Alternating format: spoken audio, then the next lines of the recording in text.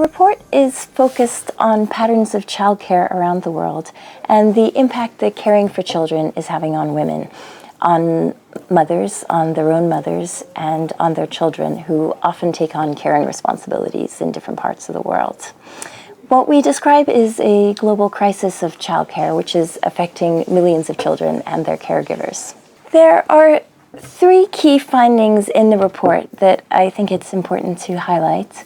The first is the large number of children who are being left without adult supervision. We went through household surveys for 53 developing countries and found that in these countries, around 35.5 million children were being left either alone or in the care of a young sibling for at least an hour in a given week. Secondly, a striking finding is the disproportionate amount of unpaid care work that women are taking on relative to men.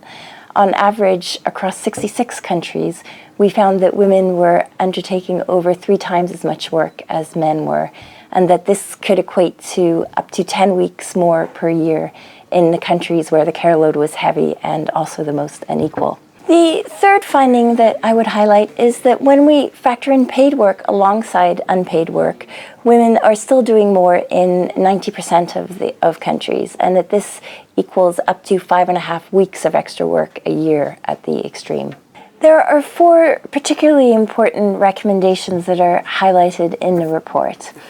The first recommendation is the need to extend and to enforce labor market protections to all workers so that parents can better combine work and care responsibilities. And this is particularly important for workers in the informal sector who are often lacking legal protections such as maternity leave and paternity leave. The second key finding that the report emphasizes is the need to take an integrated and multi-generational approach to social protection programming, which recognizes that often people other than parents are caring for children. A good example of that is the Older Persons Grant in South Africa.